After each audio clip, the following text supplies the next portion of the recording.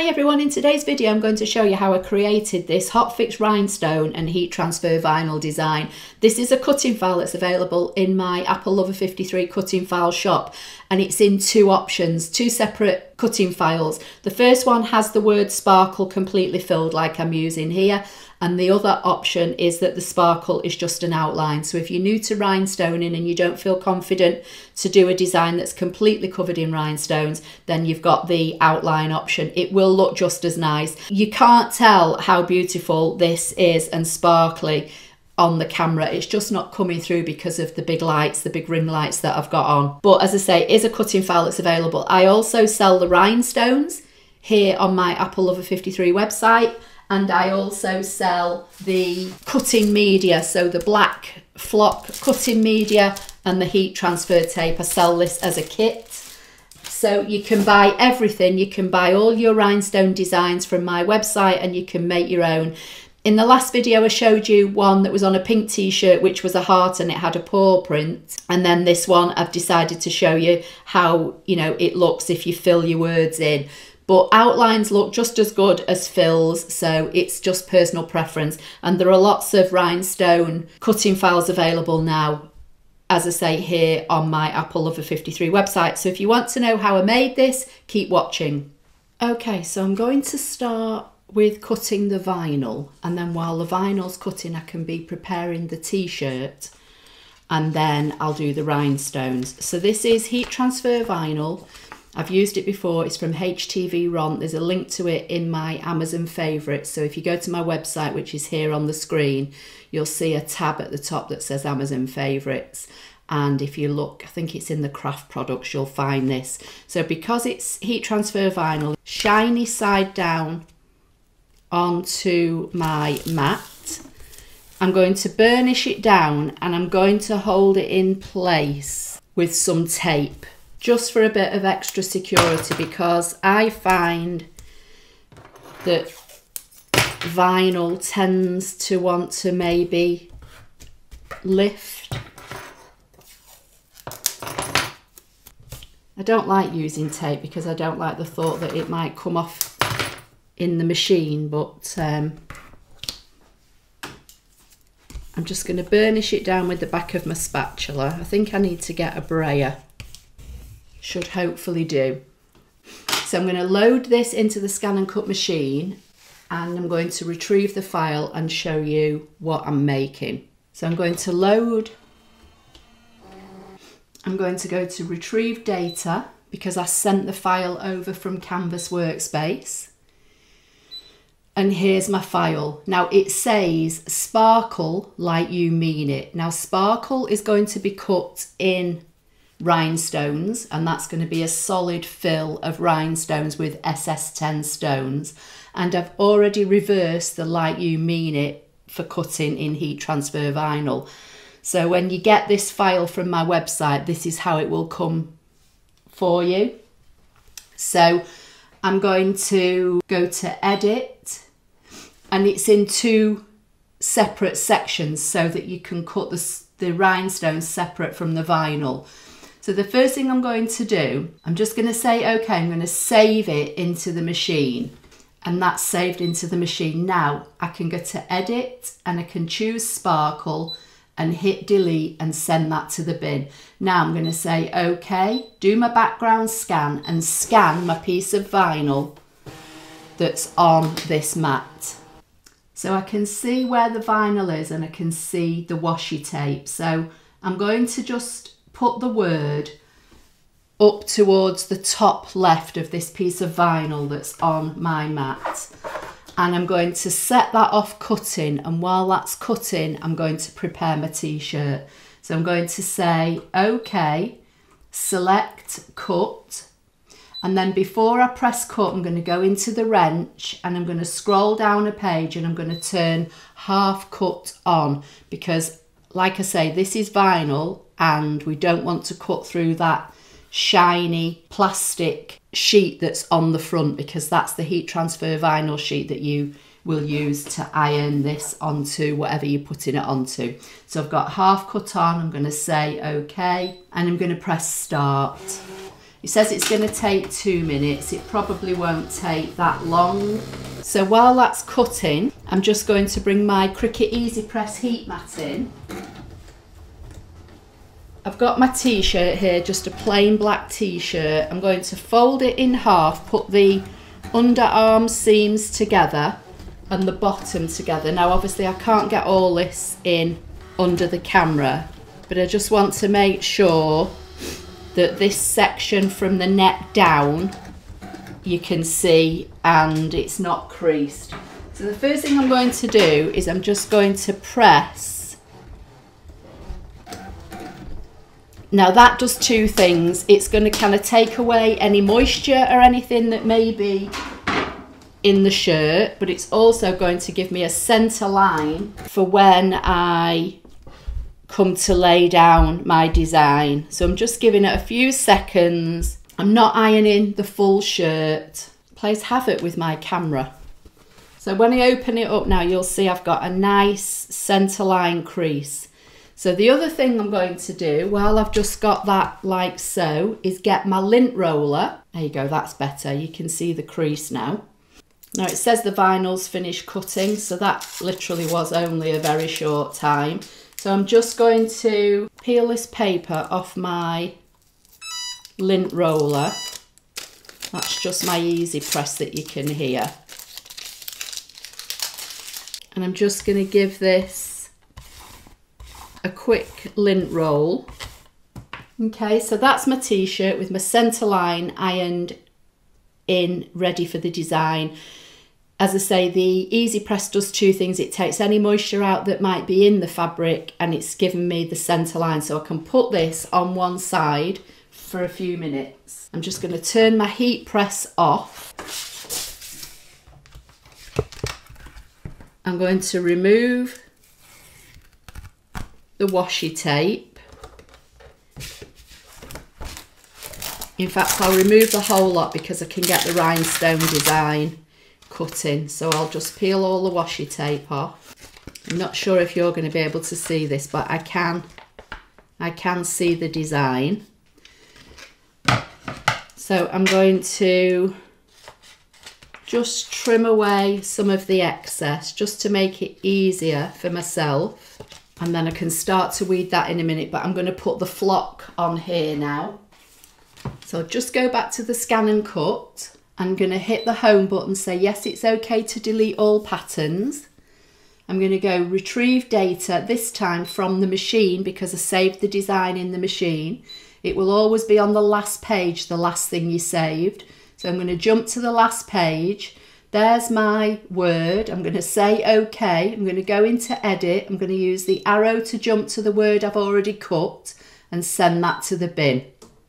And I'm going to say OK. Now I'm going to click on object edit and size. And it's about it's 3.5 inches high and it's just over 8.5 inches wide. So I'm going to cut a piece of the flock. I'm going to give myself more than I need, but not too much because obviously you can use the flock for other projects. So this is about 5 inches deep by the width. So I'm going to put the flock. In fact, what I'm going to do, I'm going to trim a little bit of my flock off. Just so I've got a little bit of space on either end, and then I can put some washi tape, hopefully without it interfering. So again, I'm going to smooth this down. Now you cut this with the black flock side up and the paper side down on the mat. Anything black and white plays havoc with my camera. So I'm going to put some flock on the bottom. I mean, it would probably hold in place, but just for a little bit of extra security. This is a very old mat and it has been stuck several times and it's more sticky in some places than others. So that's why I'm just adding the extra little bit of tape. So that's my mat all prepared. So it's going to go into the machine.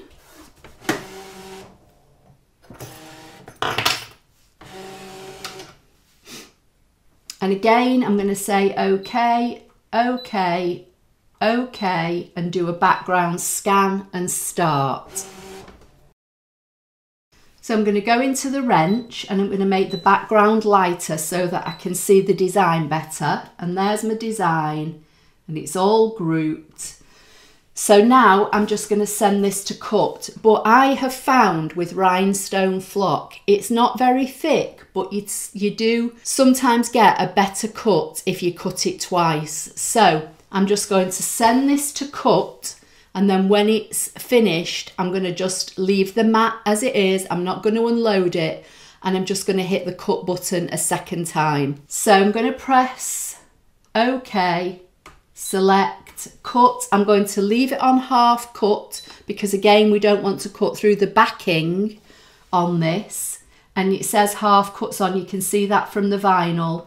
And I'm going to press start. And obviously you don't mirror this one, because you're cutting directly into the front of the flock. So while that is cutting away, I'm going to bring you back to my desk and I'm going to start weeding the vinyl. Now I've got an exclamation mark at the end of this saying and the dot underneath it is very, very tiny. So I'm going to start at that end, because when I was making one of my dog bandanas for Eddie, I lost the little dot off the exclamation mark and I had to go and, I didn't notice until I'd pressed it on, and I had to go back and just cut another one and add it in. You can, I don't know how well you can see, but that is such a tiny little dot under the exclamation mark. So I'm just going to take my time and weed this.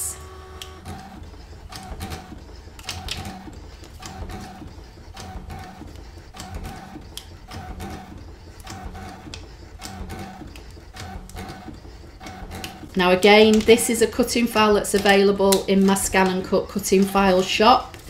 If you go to my website, which is here on my page, on the screen, choose the ScanNCut shop tab, then scroll down to cutting files, it's the first option, and then all the cutting files will come up. And then once you're on that cutting file page, on the left of the page where all the products start to appear, you'll see a filter box, and you can filter by cards, by bags and boxes, by 3D projects, and you can, there's also an option there for rhinestones. And if you click rhinestones, all the rhinestone designs I've made will come up. There's also a vinyl option, so if there's anything that's just a vinyl, it will come up there as well. So I'm just going to weed out the middle sections now.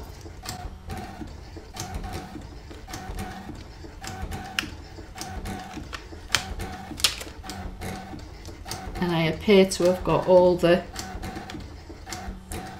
bits this time. And as I say, this heat transfer vinyl is the vinyl from HTV Ront that we had a giveaway on a few weeks back, but it is linked in my Amazon favourites. So in the vinyl it says like you mean it. So obviously this is the sticky side, so I'm just going to get rid of this. So when you're working with both vinyl and rhinestones, you need to put your vinyl down first, because obviously your rhinestones sit proud of whatever surface you're putting them on, and your vinyl sticks flat. So if you put them both down together, you wouldn't get the vinyl adhered, because the heat press would sit proud above your you know, garment or bag or whatever you're putting them on, because it'll get the height of the rhinestones. So this needs to be pressed first. The vinyl needs to be pressed at anything between 300 and 320 for 10 to 15 seconds. The rhinestones need to be 350 for 12 seconds. Again, the vinyl is a lower temperature, so you do your vinyl first and then you'll up the heat on your heat press and add your rhinestones. What I am going to do though, I'm just going to wait before I position this on the t-shirt. I'm going to wait until the rhinestone design has cut, and that will just give me a better idea of placement. So I'm just going to pop that on one side out of the way until the rhinestone design is complete. So just while we're waiting, I sell the rhinestone media cutting kit. So you get 3 sheets of the black flock and you get 2 sheets of the heat transfer tape.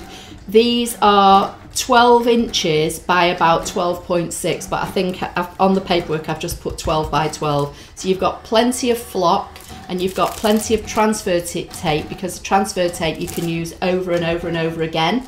So I sell those in my shop, and I also sell the SS10 crystal hot fix rhinestones as well, and I think there's 10 gross in a pack. So your rhinestones will go a long way. So I sell both of these. Again, if you go to the ScanNCut tab here on my website and then scroll down to machines and accessories, these are in the accessories, and I've got some of my heat transfer tape already here. I'm going to see if I can use some of the scrap. So for me, this is going on a t-shirt, as I showed you.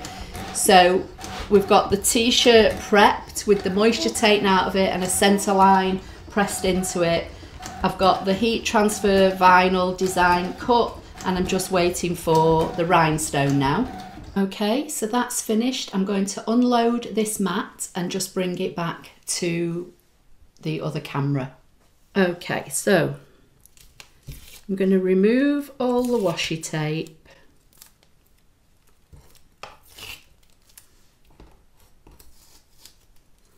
And like I say, this design comes as a complete fill as I'm cutting here, but is also available as just an outline. So if you don't want to use as many rhinestones, or you don't want it to take as long, then you can choose the other file. I can see the word sparkle, so I'm just going to turn the mat over and peel that away. I'm going to put this sheet back on my mat. Close up the ScanNCut now. Okay, so I'm going to just chop this end off, because you might need a small design sometime, and you can use all your flock, just use every last scrap.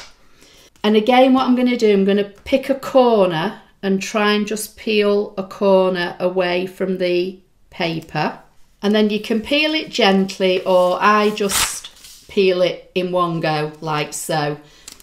And then just to show that you don't need any special, you can see how that's virtually all come off in one go.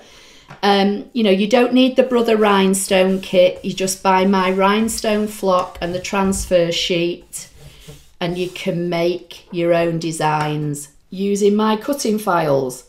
So what I'm going to do now, I've stuck it to my mat. I'm just going to peel it up again and just get these last couple. So there's one there that's stuck. These are actually stuck to the front of the design. And when I made the last one, I did say to you, check, double check and triple check. And I still managed to end up with a rhinestone in the wrong place. So just try and get these to all stick together. So I'm just going to peel this up and look at it from the back. I've just got a circle that's stuck to the back of the mat. These little black dots get everywhere. So there's the design. It looks as though I've got everything out. So I'm just going to turn it over and try and gather up all these little black circles and get them all into the bin. So they will all stick to each other, and they'll stick to you, they'll stick everywhere. So just make sure that you get them all up. And then I like to, when I finish with my designs, I put them back on the transfer sheet. I've seen people stick them to clear cutting, chopping mats and all sorts of things, but you don't need it. If you, especially with a ScanNCut, if you cut the designs as I'm showing you here, you can see I just cut this twice. It's not cut through the backing paper at all, and virtually everything has come off in one go. So what I'm going to do now, I'm just going to scrape all these together. They'll start to hopefully stick to each other, and that just makes cleaning up a lot easier. Now, you can't sell my cutting files, but if you make products using this file, you can sell them. So, you know, if you want to start making t-shirts with this saying on, or you want to make tote bags with this saying on, then you can sell your finished product, but you can't sell my cutting file. So let's just scrape all these together. You could do this at the end, but it's probably just easier to do it as you go. And then just scrape all your bits into a bin. So that's the piece I've not used that can be used again. This is my backing sheet now. Look, I've still got a black dot stuck to me. I could put this back on here if I wanted to, if I didn't want to cut it straight away. And I'm just trying to check that I've got all the holes. See, look, there's a stray one there, just stuck to the front of the template. I think I've got everything. So I've got a piece of transfer tape. I'm just going to cut this down. I want to try and get it as close to the actual height of the letters as I can, because I want to use this for placement. I'm going to stick 2 pieces together to give me the extra length, I think. Just so I'm not wasting the transfer tape. So let's put that on one side, peel this off. As I say, you don't need the Brother Rhinestone kit. You can stick this to your desk.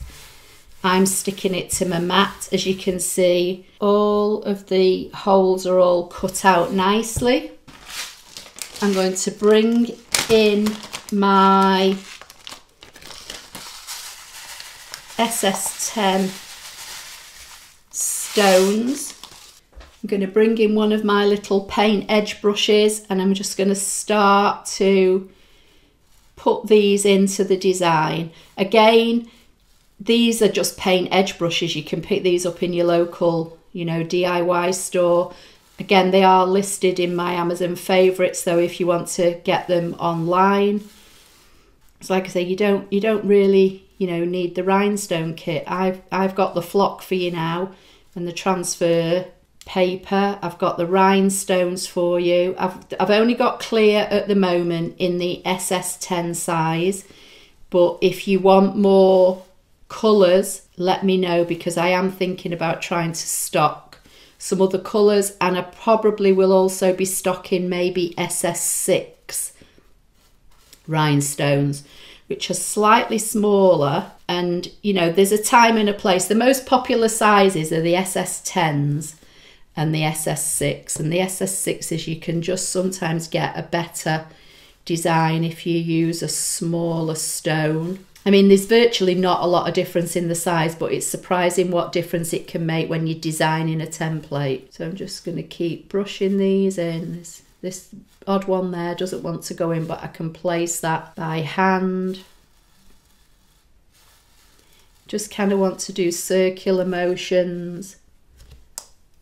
I think I've got one there that's upside down, but again, I can sort that out in a minute. I just need to get the bulk of the stones brushed in, and then I'm just going to brush them all to one side.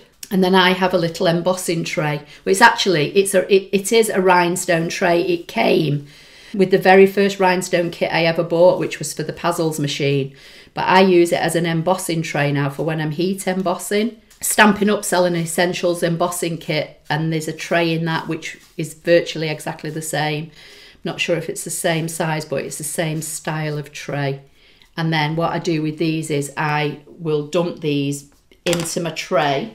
This is my tray, this is what I'm talking about. So I'll scoop them off my table into this, and then I can pour them back into these were in a bag, but the others I keep in jars. So I'm just going to get them off to one side for the minute, just so they're kind of just out of the way. And then the only other thing you need is some kind of little pickup tool. They sell wax pickup tools. They're very reasonably priced. Again, I've got them listed in my Amazon favourites. So I'm just going to start picking up odd stones from these that are just at the side here on my desk, and pop them in So I've got doubles there. Just going to fill in the holes one by one. As I said in my last video, it's a lot easier to just put an odd stone here or there than it is to make these designs like we had to make them a long time ago, where you would maybe hand cut your design, or you would draw your design and then you'd hand place each stone by hand. That one doesn't look, I think that's the wrong way up, so I'm just gonna, sorry if my head's getting in the camera here, I'm trying not to. So I'm just gonna go around the letter with my by eye. Look, I can see one's upside down there, so rather than fiddle about, try to turn it the right way up, just pick it out and replace it with one that's the right way up, and then try not to knock another one out of place. There's one that's upside down. So I've got a double stone there. I'm just going round and just trying to make sure, like I said, in the last one I did the heart with the paw print, I checked and triple checked, and I still ended up with a stone in the wrong place. And I only noticed it when I was editing the video. So I've got like a random stone in my other design that shouldn't be where it is, but nobody else would probably notice it except me, or maybe another crafter. Right, I'm just going to go around each letter and make sure that I've got a stone in every hole and that it's the right way up. This all looks okay. So I'm going to scoot these into my tray now, just to get them out of the way. Now if I spot anything that's missing or something goes wrong when I'm trying to pick it up, I can always use them out of the tray, but at least they're off my desk. And then when I get the sticky transfer tape, hopefully there's no possibility of me picking anything up that I shouldn't be picking up. So I'm just going to give it one last look and make sure that does look all okay. So I'm going to start to peel the backing just off a little bit of this transfer tape, because I want to stick two pieces together to make it longer. I know that's right in the middle of the screen now, so you can't see, but I'm literally just going to peel a little bit of the paper back so it's out of the way, and I'm going to stick two pieces of transfer tape together. Okay, so that's all I've done. I've just stuck two pieces together just to give me the length. So now I can peel the paper off, and obviously keep your paper because your transfer tape is reusable. So what you want to do now, you want to make sure it's big enough. I've tried to cut mine in height as close to the letters because, like I say, I'm going to be layering this up with vinyl. And what you want to do is you want to put this down and literally commit to it. If any of the stones moved, like a couple of mine have moved there, all as you need to do, first of all, don't panic. Just take your little brush and just brush over so that all your stones get stuck. And then what you need to do is just push them back into place with your finger, and they will drop back into the little holes, and then you can press them down. Because this stuff kind of has, it's a bit like static. So you kind of want to bend it slightly like I did, put it down and then just smooth it out. Once everything looks as though it's all in place, you can then start to peel up, and peel up slowly. If you see any stones that are left in your design, just you know, put your transfer tape back down. But there's my design. Here's my two pieces of backing paper. I'm just going to put that on there for now. I'm going to lift up my template, put it back on its backing paper, and then I just store them all in a 12 by 12 Ziploc bag, and you've got that then to use over and over and over again. I'm just going to pop that on one side. bring in my t-shirt. I can see my centre line that I ironed before.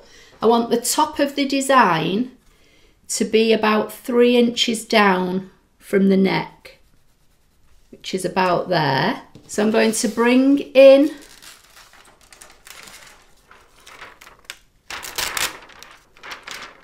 my rhinestone template and I'm going to fold it in half so that the 2 letters line up with each other, and just put a crease in the top, not creasing all the way down, just in the top of the design. And I can see where my little 3-inch mark is.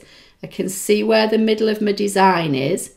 So that's going to go about there. I'm not pressing it down, I'm just placing it. And then this is going to go underneath. So I'm going to slide this underneath. In fact, I'm not. I'm going to do it this way. I want to position it like so.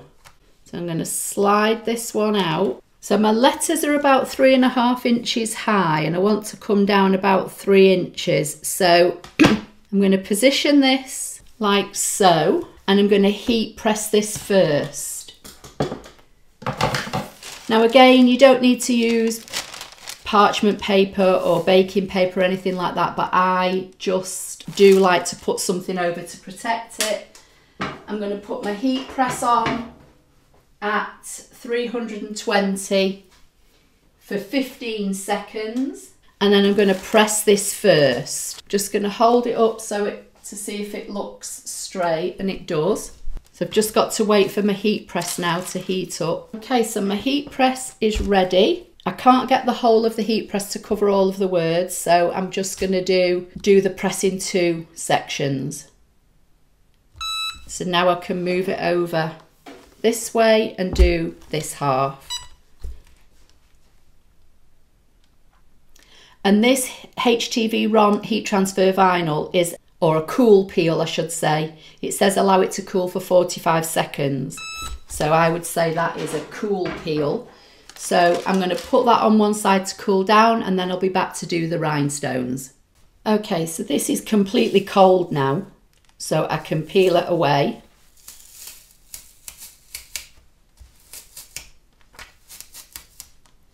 I usually do it when it's warm. If you peel it when it's warm, you won't get as much pulling like I did there. Throw that away now because that's done with. So that's what we've got so far, and now I'm going to bring in the rhinestone design.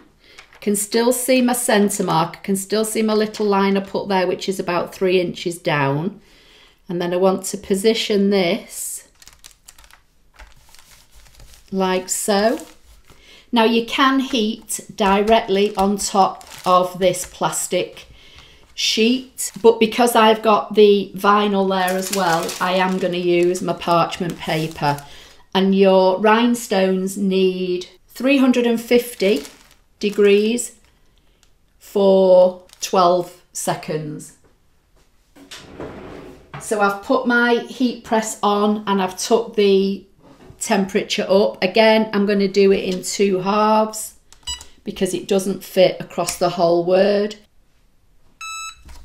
And then I'm going to move it to here and press start again.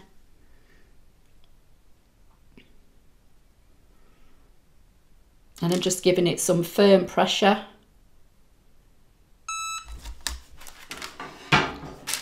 So now I should be able to peel this away, and it should leave all those lovely stones behind.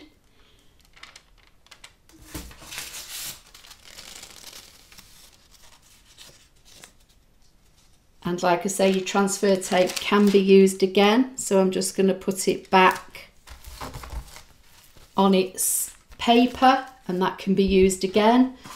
And then what I'm going to do, I'm just going to turn this over.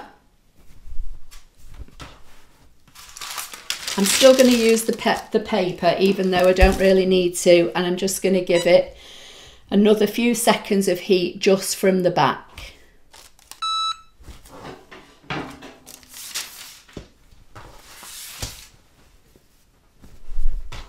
And look at that, they're all on there. So it says sparkle like you mean it. So like I say, this sparkle is all filled. So this is one cutting file, but you can also get the same cutting file with the sparkle just as an outline if you want to save on stones. But I don't think you can actually see how beautiful and sparkly this is. I'll try and get some better pictures for the thumbnail. So that's my sparkle like you mean it using hot fix rhinestones and heat transfer vinyl. So that's the project for today. Please give it a thumbs up. Don't forget to subscribe and I'll see you in my next video. Thank you.